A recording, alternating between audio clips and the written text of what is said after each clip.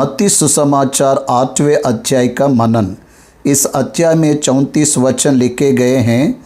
34 वचनों में लिखा हुआ सारांश यह है कि पहले वचन से चौथे वचन तक कोढ़ी व्यक्ति को यीशु का चंगा करना, 5वें वचन से 13वें वचन तक कफरनहूम में सूबेदार के सेवक को प्रभु का चंगा करना लिखा है। 14वें वचन से 17वें वचन तक हमारे देखने पर पतरस की सास को प्रभु का जर से छुड़ाना, उसी शाम में प्रभु का बहुत से लोगों को चंगा करना दिखाई देता है। अब 18वें वचन से हमारे लिए 22वें वचन तक डिसाइपलशिप टेस्टेड, शिष्यों के समान रहने के लिए प्रभु के शरण लेने वाले एक व्यक्ति को यीशु ने अपने बातों के द्वारा किस प्रकार से उसका पीछा करना है इसका विवरण करना लिखा है। अब 23वें वचन से अंतिम 34वें वचन तक के इन वचनों को हम देखने पर गदरेनियों के देश में उसका यात्रा करके जाना, उस मार्ग के बीच 23वें वचन से 27वें वचन में तूफान को उसका शांत करना, समुद्र के तूफान को उसका शांत करना, 28वें वचन से 34वें वचन तक गदरेनियों के देश में 2 मनुष्यों को जिसमें दुष्ट आत्माएं थी उनको उसका ठीक करना। ये हमारे लिए इस अध्याय में लिखा गया है। अब हम वचनों के मनन में जाएंगे। 8वें अध्याय के पहले के 4 वचनों में एक कोढ़ी व्यक्ति प्रभु यीशु के पास आकर चंगा होना या दिखाई देता है। पर्वत पर का प्रचार पूरा हुआ। वह पर्वत से उतर कर नीचे आ रहा है। पर्वत पर का प्रचार ये कोढ़ी व्यक्ति पर्वत के नीचे रहकर सुन रहा है। सुनने से विश्वास बढ़ता है, सुनना मसीह के वचन से होता है करके रोमियों की पत्री 10वां अध्याय गवाही देता है। इसलिए यह पूरा प्रचार जो प्रभु यीशु मसीह ने पर्वत पर किया, पर्वत के नीचे रहने वाला कोढ़ी व्यक्ति सुन रहे हैं। कोढ़ी व्यक्ति, यदि हम इसके विषय में थोड़ा विचार करें तो उन दिनों में कोढ़ी व्यक्ति को गांव के बाहर रखते थे। साधारण रीति से प्रजा के बीच वास करने के लिए अनुमति ना देते थे। वह संक्रमण बीमारी के रूप में उन दिनों में ठहराया गया था। उस बीमारी से ग्रसित लोगों को गांव के बाहर रखकर उनके लिए भोजन भेजा करते थे। कोढ़ी का रोग कहने से ही समाज में उन दिनों में एक भय था। उस प्रकार के दिनों में कोढ़ी व्यक्ति को कोई भी छूने के लिए अनुमति ना देते थे। लेवी व्यवस्था 14वें अध्याय के अनुसार कोढ़ी बीमार से ग्रसित व्यक्ति को छूने वाला 7 दिन अपवित्र होकर उसे बाहर जाना पड़ता था। इसलिए यह कोढ़ी संबंधित बीमारी समाज से तिरस्कार किए हुए व्यक्ति को दर्शाता है। एक समय में वह समाज में ही रहने वाला था। बीमारी के कारण ठुकराए जाकर बाहर रहने की संभावना आ जाती है। कोढ़ी व्यक्ति का यीशु मसीह से भेंट करने का संदर्भ यहाँ पर हम पढ़ते हैं। पहला वचन, जब वह उस पहाड़ से उतरा तो एक बड़ी भीड़ उसके पीछे हो ली, और देखो एक कोढ़ी ने पास आकर उसे प्रणाम किया और कहा कि हे प्रभु, यदि तू चाहे तो मुझे शुद्ध कर सकता है। इस वचन को आप यदि देखें तो बड़ी भीड़ उसके पीछे हो ले रही है। उसने पहाड़ पर किया हुआ प्रचार आकर्षणीय प्रचार है, हृदयों को निर्माण किया हुआ प्रचार है, हृदयों को सांत्वना दिया हुआ प्रचार है, हृदयों को आध्यात्मिक रीति से उत्साहित किया हुआ प्रचार है। उस प्रचार के बाद प्रजा आकर्षित होकर उपदेशक यीशु मसीह के पीछे हो लेने को जा रहा है। वह पहाड़ से उतर कर आया, बड़ी भीड़ उसके पीछे है। कोढ़ी व्यक्ति उससे भेंट कर रहा है। कोढ़ी को देखने पर बड़ी भीड़ ने उसका पीछा ना किया क्योंकि वह भाग जाते थे। उस प्रकार की परिस्थिति में कोढ़ी रोगी आया और उसको प्रणाम किया, उससे विनती कर रहे। प्रणाम यह शब्द वर्शिप, आराधना, इस शब्द से लिखा गया है वर्शिप। मत्ती 15वां अध्याय 25वें वचन में भी हमारे लिए इस प्रकार के प्रणाम करने का विवरण हमें दिखाई देता है। सूर और सौदा के देश से कनान स्त्री आकर उसको प्रणाम कर रही है, ऐसा लिखा गया है। प्रणाम यह शब्द वर्शिप ऐसा लिखा गया है। यहाँ पर प्रणाम इस शब्द में हम्बलनेस, दीनता, विनती करना ये दिखाई देता है। प्रभु यीशु मसीह आराधना को स्वीकार कर रहे हैं। प्रणाम करना केवल परमेश्वर को ही किया जाता है। यह कोढ़ी यीशु मसीह को परमेश्वर के रूप में अर्थात परमेश्वर के पुत्र के रूप में जानकर आराधना कर रहे हैं।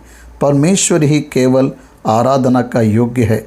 यीशु मसीह बाइबल में आराधना के योग्य गिना गया है। इसलिए हमें इस वचन में उसके कहने वाली बातों को देखिए कि हे प्रभु, यदि यूँ चाहे तो मुझे शुद्ध कर दे, अर्थात प्रार्थना, मुझे शुद्ध कर दे अर्थात प्रार्थना कर सकता है, अर्थात विश्वास का प्रकट करना। तू चाहे तो, मैं तो विश्वास कर रहा हूँ तुझ में सामर्थ्य है, तू मुझे शुद्ध कर सकता है। तो यहाँ पर क्लॉज यह है कि मेरी इच्छा नहीं प्रभु, तू चाहे तो। इसलिए वह व्यक्ति ये चाह रहा है कि मेरी कोढ़ी से मुझे छुड़ाने के लिए दवाइयाँ नहीं है, मनुष्य नहीं है, परमेश्वर एक ही मुझे चंगा कर सकता है। अब यहाँ परमेश्वर का पुत्र मेरे सामने खड़ा है, तू मुझे शुद्ध कर सकता है। तो कंडीशन यह है कि तू चाहे तो। प्रभु यीशु मसीह ने अपनी इच्छा को कैसे प्रकट किया वह हमें आश्चर्यचकित करती है। उस कोढ़ी ने कितने महान विश्वास को प्रकट किया है। यीशु मसीह के सामर्थ्य को जानकर वह प्रकट कर रहा है, तू मुझे शुद्ध कर सकता है। इसलिए उस विश्वास ने उसको परमेश्वर के समीप ले गया। तुरंत प्रभु ने कहा कि मैं भी यही चाहता हूँ। उसने अपने मुंह से मैं चाहता हूँ कहने पर वहाँ पर कोई बड़प्पन नहीं है। यीशु ने उसको छूकर कहा, मैं चाहता हूँ, तो शुद्ध हो जा।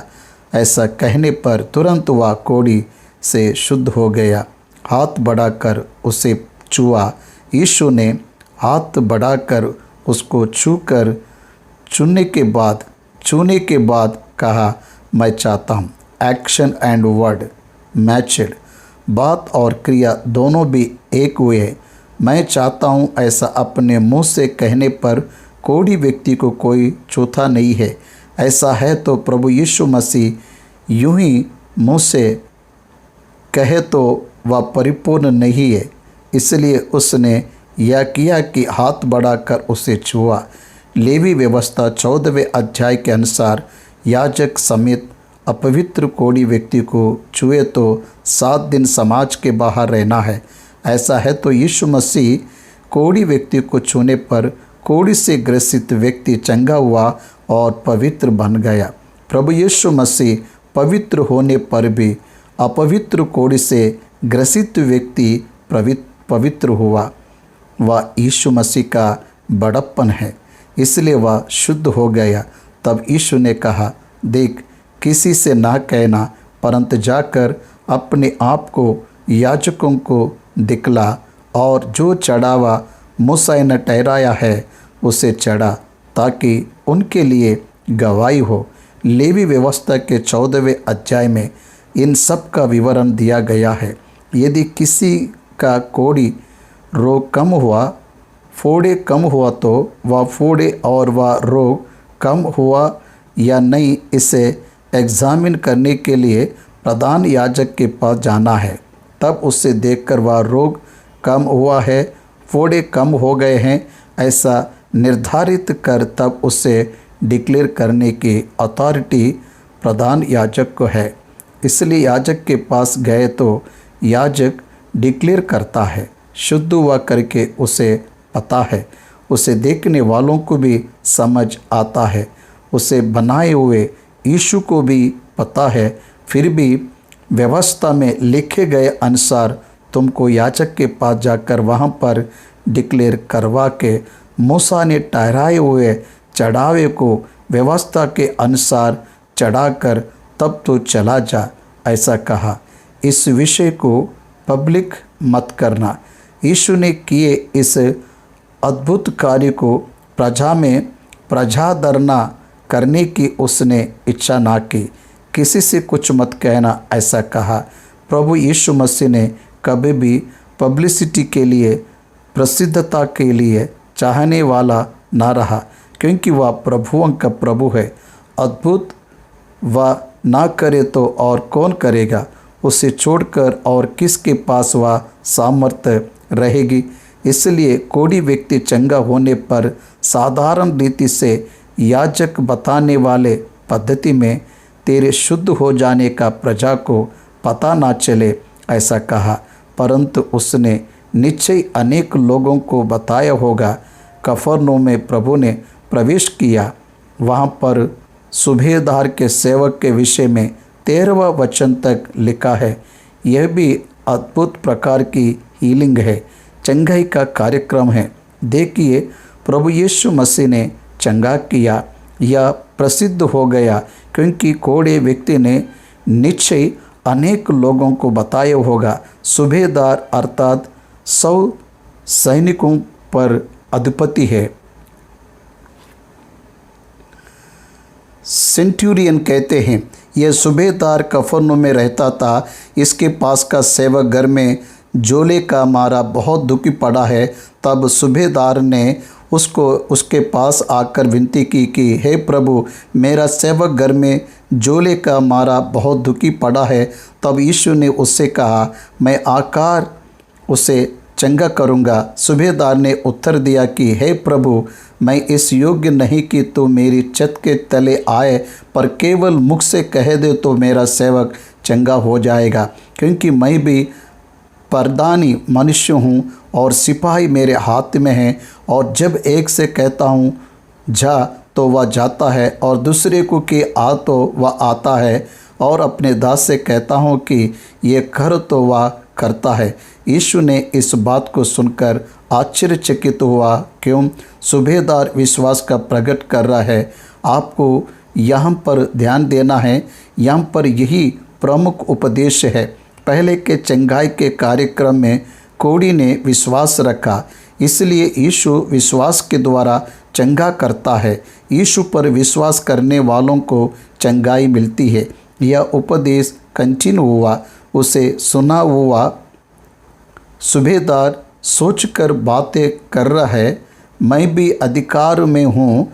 अधिकार क्या है मुझे पता है। मेरे नीचे सैनिक है, एक को जाने को कहे तो जाता है, उसे जो काम बताए वह काम करता है। प्रभु यीशु मसीह को समझ आ गया, आश्चर्य हो गया, अर्थात उसके अधिकार को वह जानकर बातें कर रहा है। उसे जाने की आवश्यकता नहीं है, परेशान होने की आवश्यकता नहीं है। उसे वह अधिकार है, या सूबेदार ने समझ लिया। इन बातों में यीशु मसीह को आश्चर्य होने का शिकार बना दिया। यीशु अचंभ हुआ।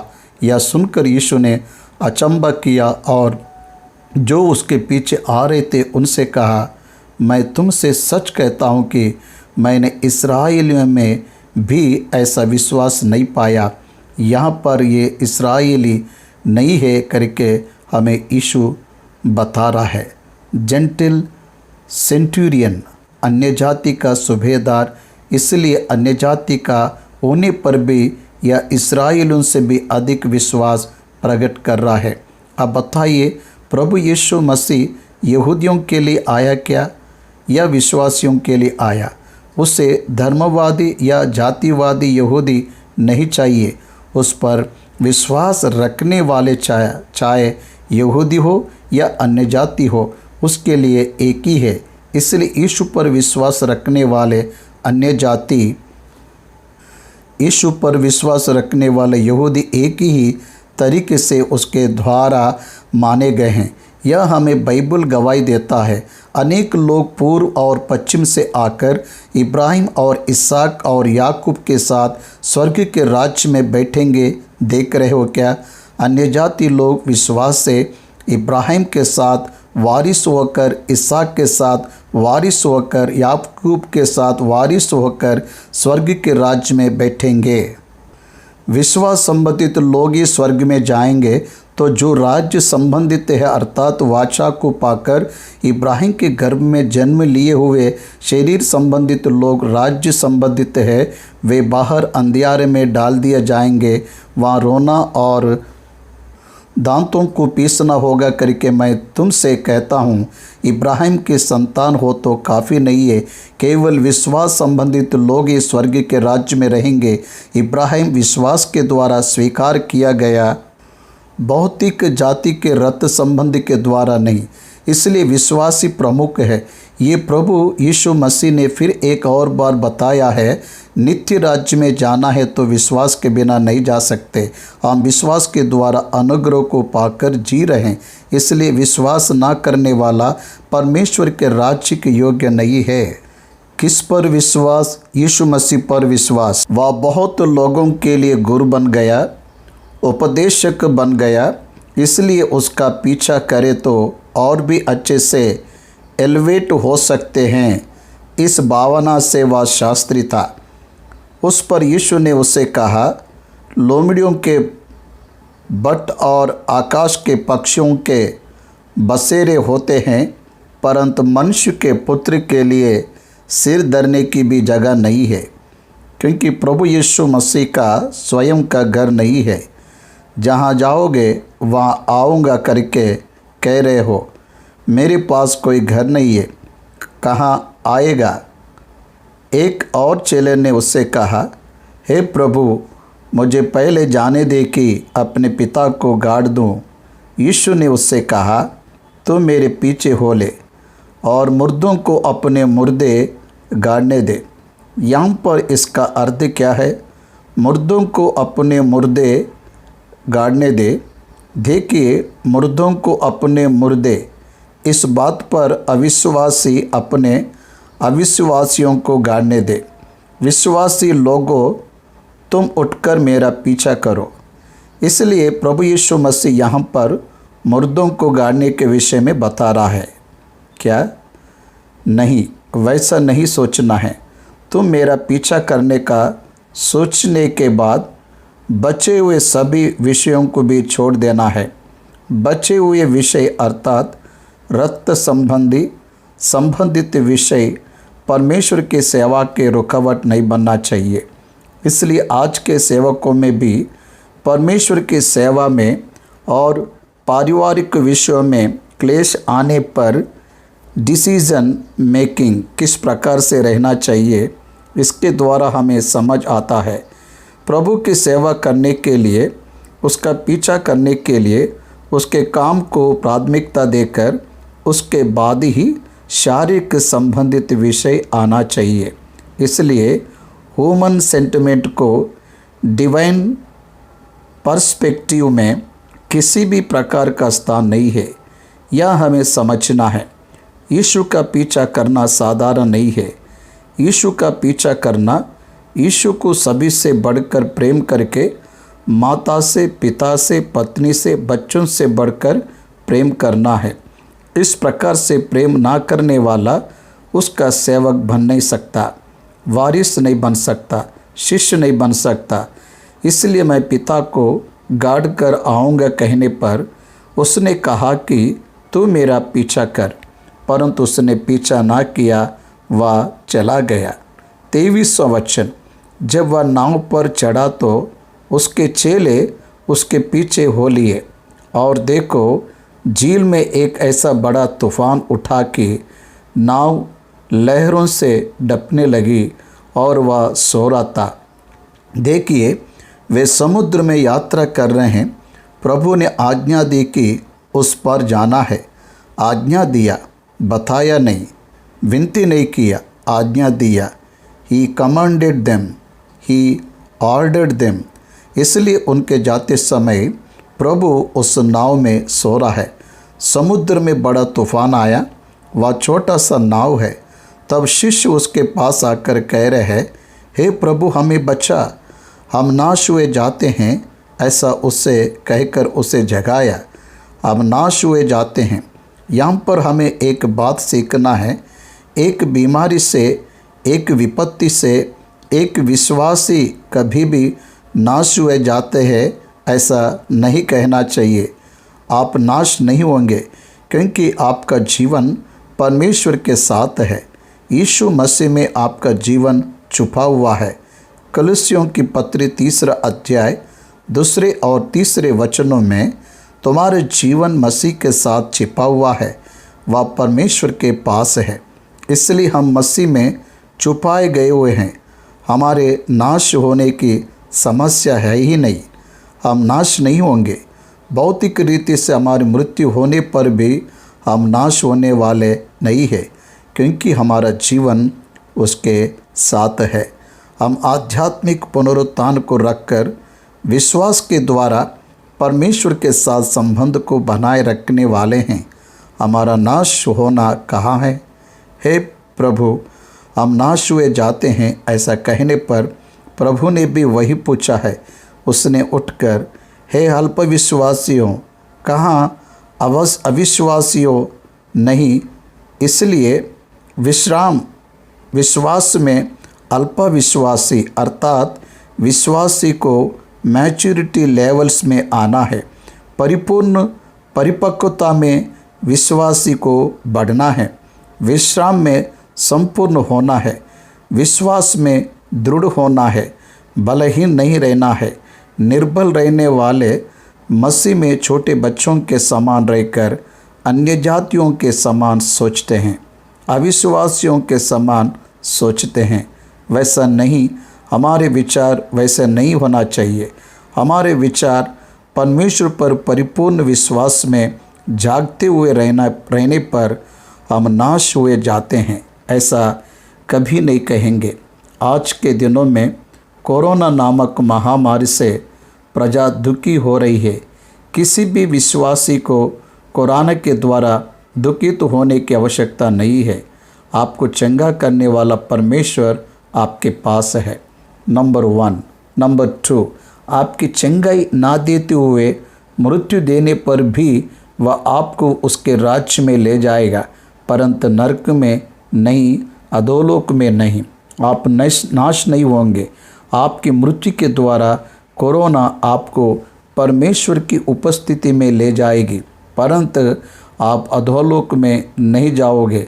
इसलिए आपको कोरोना से भयभीत होने की आवश्यकता नहीं है।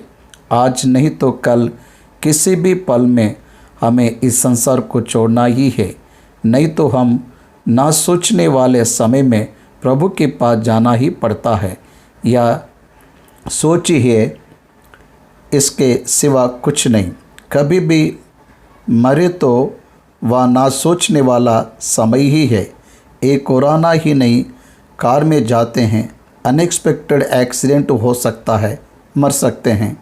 यात्रा करते रहते हैं, कुछ भी हो सकता है। सडनली हार्ट फेलियर हो सकता है। इसलिए यदि मसीह को मृत्यु के विषय में चिंता रहे तो वह मसीह नहीं है। भौतिक मृत्यु की चिंता, भय मसीह की आवश्यकता नहीं है। इसलिए अल्पविश्वासियों कहा। अल्पविश्वासियों अर्थात भौतिक मृत्यु से डरने वाले लोग प्रभु यीशु मसीह पर भरोसा रखने के बाद अब डर क्यों? पुनरुत्थान और जीवनमय हूँ, ऐसा उसके बड़े प्रचार करने पर भी हमें डर क्यों? उतना ही नहीं, बगल में उसके रहते हुए डरना क्यों? इसलिए उसके रहते हुए हमें भय नहीं है। 91वें भजन में भजनकार ने परमेश्वर को कितना प्रस्तुत किया है। वही गढ़ डाल चट्टान होने पर बहेलियों के जाल से छुड़ाऊंगा और महामारी से बचाऊंगा करके तेरे निकट 1000 और 10,000 गिरेंगे तो भी वह तेरे पास ना आएगा करके स्वर्गदूत तुझको हाथों हाथ उठा लेंगे करके ऐसा कितने प्रकार से उसने सांत्वना की बातें कही है। परंतु हम अन्य जातियों के समान सोचने पर ही हम डर जाते हैं। आपके जीवन का कोई पर्पज़ है तो आप इस पृथ्वी से निकाले ना जाओगे। परमेश्वर की इच्छा आपके जीवन में पूरा होने पर ही, कंप्लीट होने पर ही परमेश्वर आपको अपने पास ले लेगा। मूसा के प्रति अपनी इच्छा को पूरा करने के बाद ही परमेश्वर ने मूसा को अपने पास बुला लिया, हारून को वैसे ही बुलाया, दाऊद को वैसे ही बुला लिया। इसलिए परमेश्वर की बुलावट कभी भी भौतिक मृत्यु के लिए आए तो हमें सर्वदा तैयार रहना है। इस संसार में अनेक लोग जैसा सोचते हैं, बहुत ही जिम्मेदारियां हैं, वह पूरी नहीं हुई है, परिवार का नुकसान है, ऐसी बातें मसीह को बोलना है। हे अल्प विश्वासियों, मृत्यु से डरे हो क्या? वह पूछ रहा है, मेरे होते हुए भी तुम क्यों डर रहे हो? उसने उठकर आंधी और पानी को डांटा और सब शांत हो गया। यीशु मसीह के सामर्थ्य प्रकृति पर उसका बल है, दुष्ट आत्माओं पर उसकी सामर्थ्य, भूतों पर उसकी सामर्थ्य, बीमारियों पर उसकी सामर्थ्य, अब प्रकृति पर उसकी सामर्थ्य। आंधी आधीन हो रहा है, समुद्र आधीन हो रहा है, पानी आधीन हो रहा है। यह कौन है?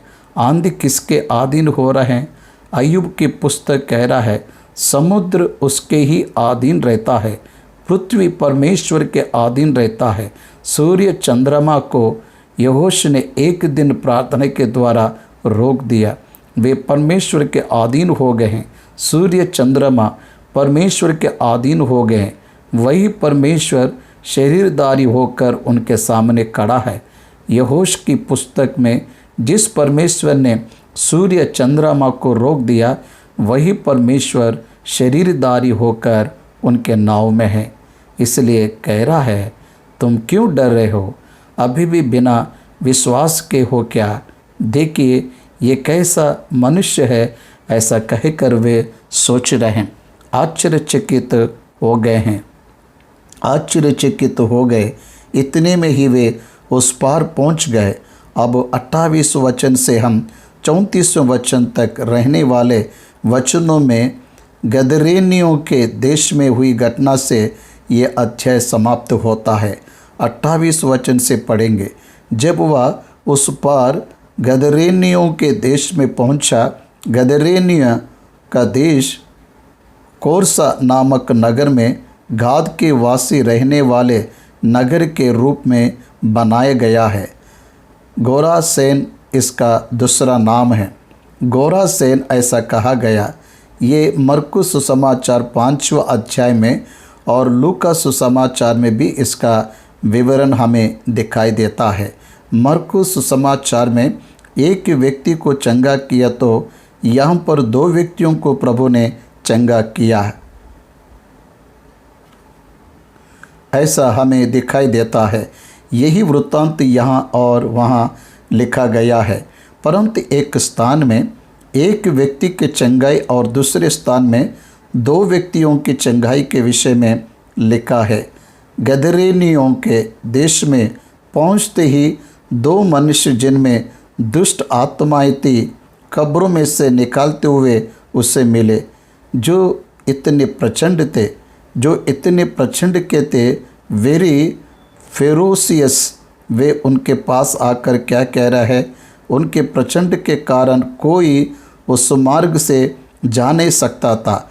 हे परमेश्वर के पुत्र, हमारा तुझसे क्या काम? प्रभु यीशु को क्या करके बुला रहे हैं? परमेश्वर के पुत्र करके बुला रहा है। वह कौन है? दुष्ट आत्माओं को पता है। वह कौन है? दुष्ट आत्माओं को पता है, इसलिए उसने उन्हें बोलने ना दिया। देखो, हे परमेश्वर के पुत्र, हमारा तुझसे क्या काम? क्या तू समय से पहले हमें दुख देने आए हैं? ऐसा चिल्लाकर कह रहे हैं। समय क्या है? समय के विषय में क्यों बात कर रहे हैं? दुष्ट आत्माएं, परमेश्वर की योजना समय के अनुसार वह पूरा करता रहता है। प्रेरितों के काम पहले अध्याय में प्रभु यीशु ने कहा, समयों और कालों को पिता ने अपने अधिकार में रखा है। आप सबसे पहले उत्पत्ति पहले से लेकर प्रकाशित वाक्य 22वें अध्याय अंतिम अध्याय तक देखें तो God has is own time table. परमेश्वर का उसका विशेष टाइम टेबल समय का पालन है। परमेश्वर ने किस समय में क्या करना है वह किया है। काल पूरा होने पर मनुष्य का पुत्र इस संसार में आया, इसलिए काल हर एक टाइम से रिलेट होते हुए परमेश्वर का वचन बताता है। अब यह दुष्ट आत्मा है कह रही है, दुष्ट आत्मा है कह रही है, समय से पहले और समय आया नहीं है, यही मनुष्य का पुत्र उसका न्याय करेगा, उन्हें अग्नि के कुंड में डालेगा, तो अभी समय नहीं है। It's not in first coming, it is in second coming, after second coming, it's after second coming. दूसरे आगमन के बाद, 1000 सालों के शासनों के बाद, न्याय के बाद तुमको हमें अग्नि के कुंड में डालना है ना, फिर अभी क्यों आया है? समय से पहले हमें दुख दिन आया है, अर्थात वह कह रहा है यीशु पर विश्वास रखने वाला ही स्वर्ग के राज्य में बैठ सकेगा। और यीशु ने सूबेदार से कहा, जा, जैसा तेरा विश्वास है वैसे ही तेरे लिए हो। और उसका सेवक उसी घड़ी चंगा हो गया। उस सूबेदार ने जिस प्रकार की आशा की, यीशु मसीह उसके घर बिना जाते हुए ही, उसके स्थान से ही उसके आज्ञा देने पर उसका सेवक व रोग उस सेवक को छोड़कर चला गया। यीशु आकर छूकर चंगा करे तो ही चंगाई है, ऐसा सोचने वाले अनेक लोगों को यह एक बहुत अचंभा दिखाई देता है। विश्वास संबंधित प्रार्थना बीमारी को चंगा करता है। विश्वास संबंधित प्रार्थना बीमारी को चंगा करता है, ऐसा वचन बताता है। ध्यान दीजिए, हमें याकूब की पत्री 5वें अध्याय में, तुम में से कोई रोगी हो तो प्राचीनों को बुलाए और वे उस पर तेल मलकर उसके लिए प्रार्थना करें।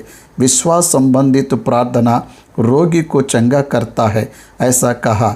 इसलिए हमें प्रार्थना करते समय विश्वास के साथ प्रार्थना करना है।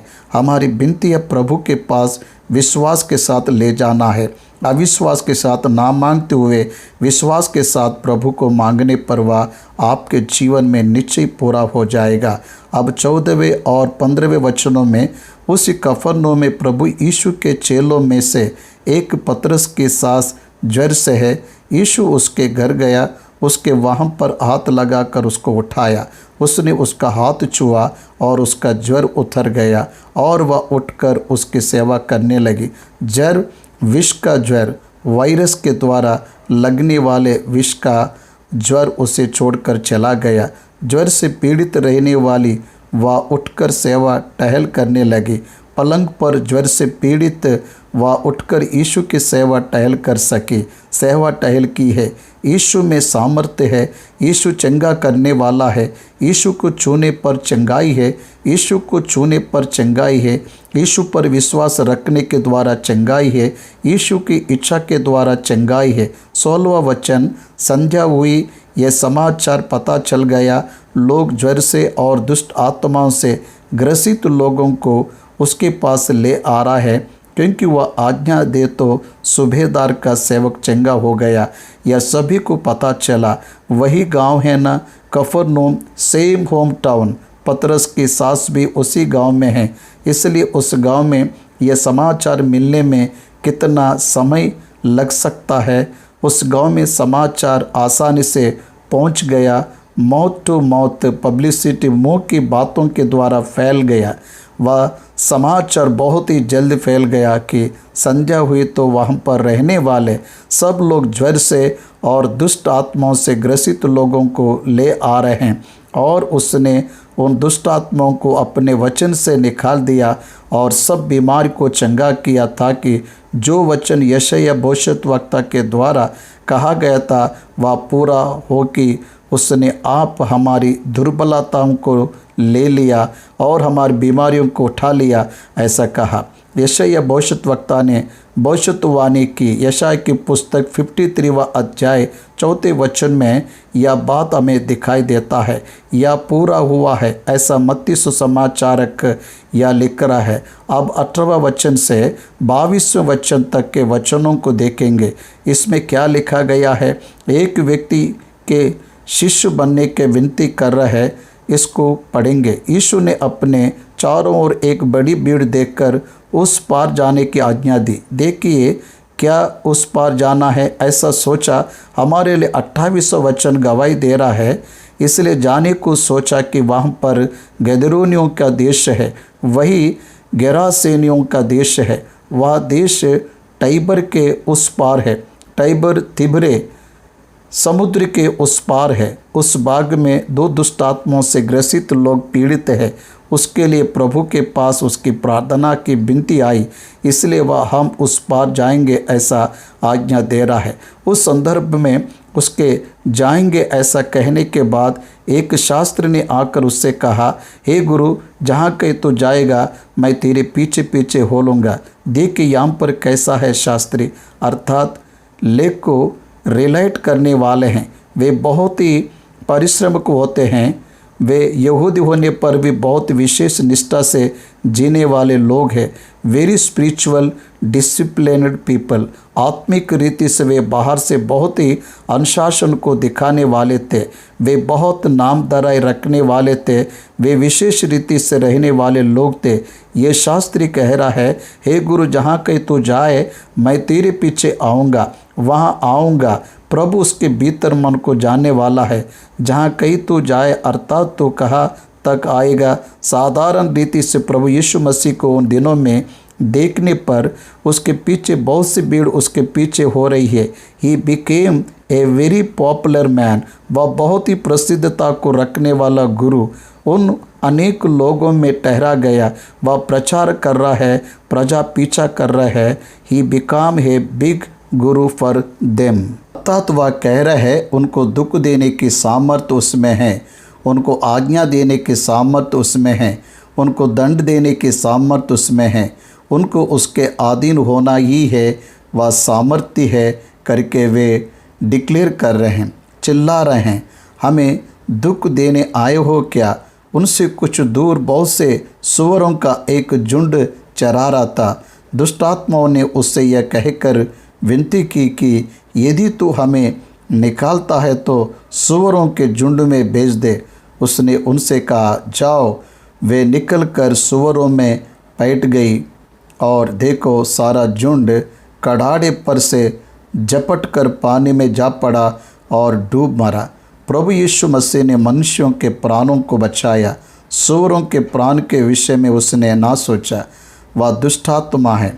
उनको मारने के लिए पानी में अग्नि में डालने के यत्न से प्रभु यीशु मसीह ने उन पर अनुग्रह कर उन्हें बचाने आया।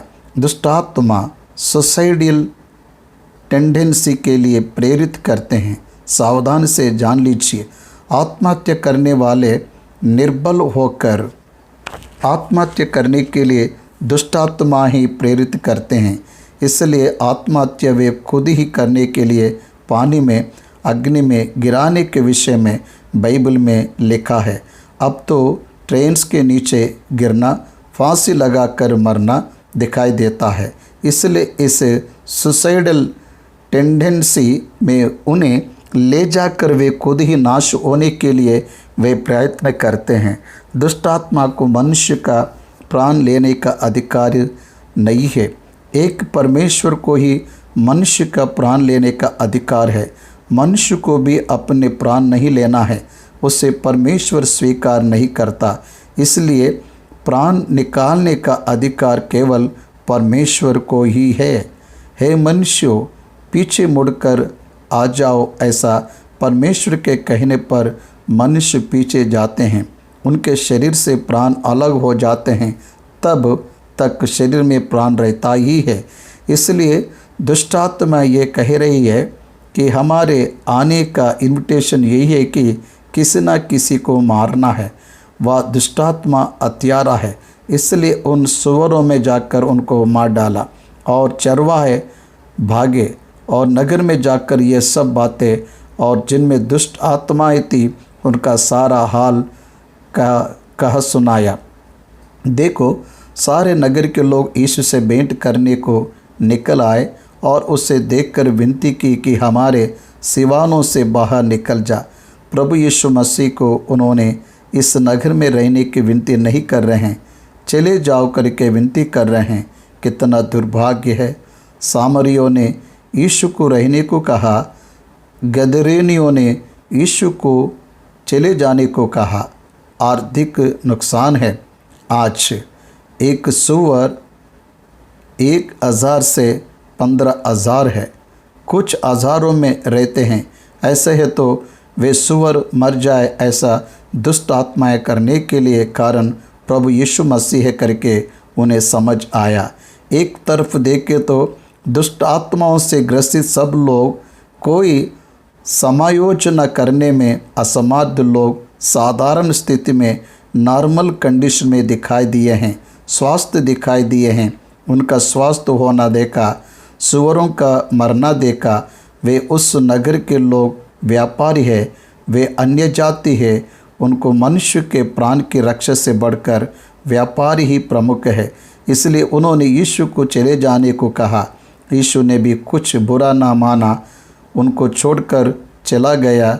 गदरियोनियों के देश को छोड़कर वह अपनी सेवकाई में चला गया। भाइयों और बहनों, यीशु को रहने के लिए विनती करना है, यीशु को चले जाने को कहना ये क्या है?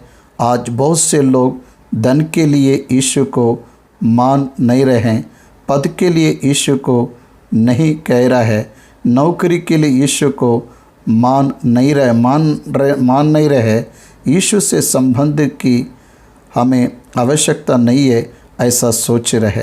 ऐसा लोग उनके प्रतिफल को देखेंगे। यहाँ पर वचन क्या कह रहा है?